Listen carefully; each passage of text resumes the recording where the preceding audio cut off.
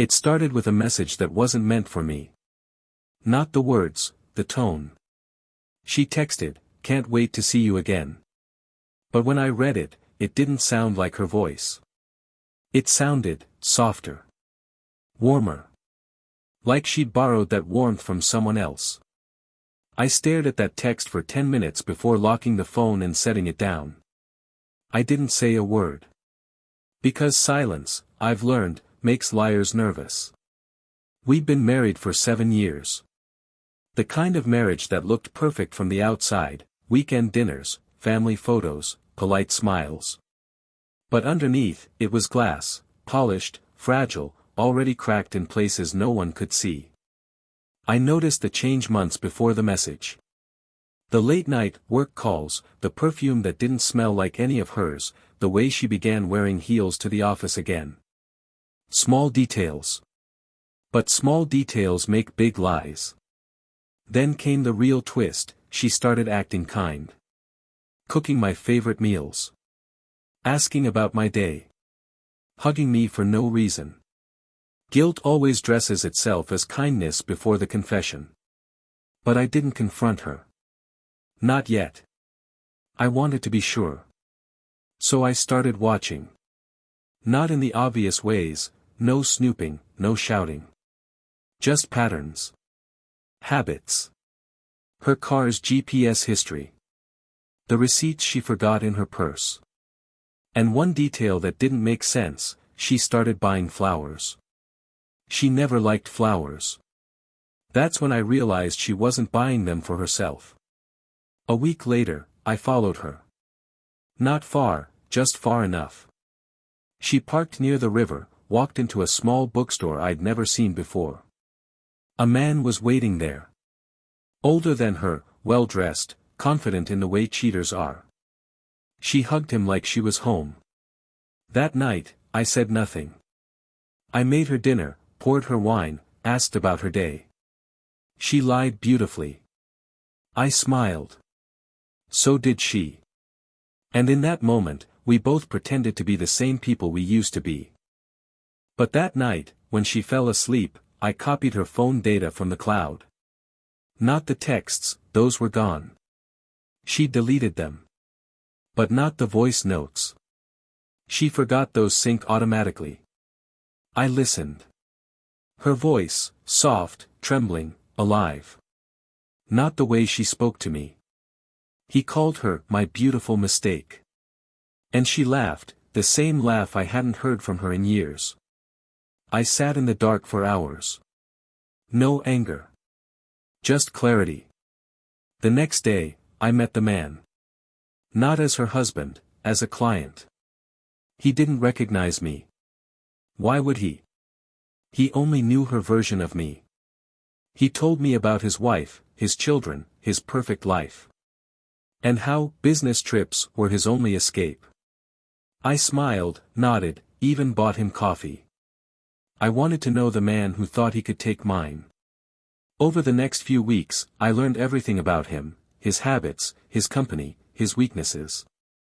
And one night, when I felt the universe was ready, I made my move.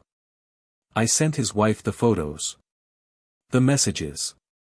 The voice notes. Every word her husband whispered to my wife. I didn't send them from my number. I used hers. By morning, their house was in chaos. By afternoon, his wife had filed for separation. And by evening, my wife received a message from him, "She knows.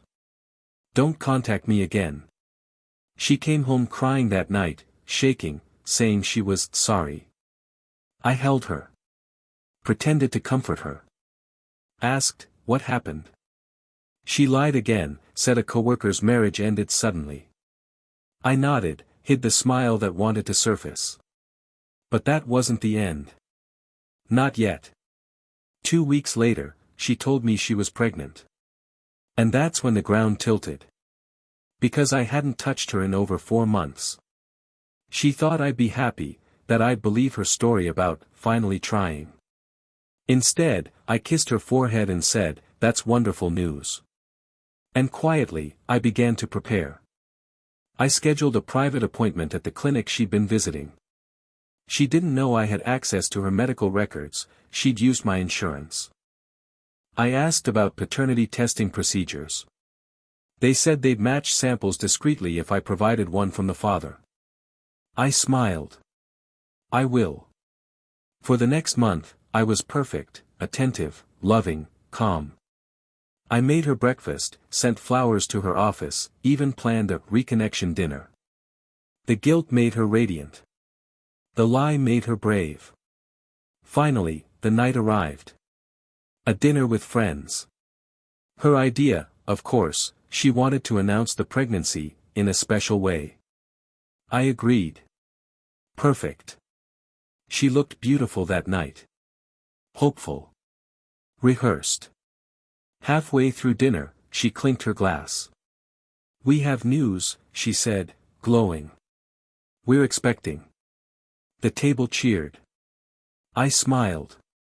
She looked at me, waiting for the performance. I raised my glass. "To new beginnings," I said. Then reached into my coat pocket and pulled out an envelope.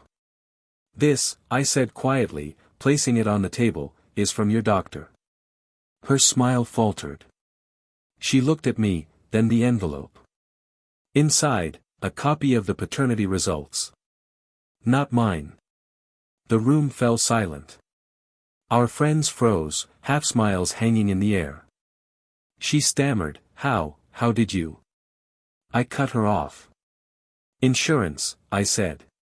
"You really should have read the policy." Her face went pale. The silence was heavy enough to crush her.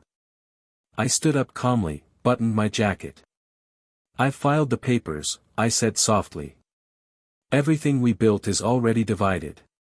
You'll get what's fair, not what's yours." Then I turned to leave. She called my name once, twice. I didn't turn back. Outside, the night was cold, the city buzzing faintly with indifferent life. I walked for a long time before getting into my car. When I looked at my reflection in the window, I didn't see anger anymore. I saw peace. Revenge doesn't always scream. Sometimes it whispers, perfectly timed, surgical, and final. I didn't ruin her. I let her ruin herself. All I did was hand her the mirror. And when she looked into it, she shattered.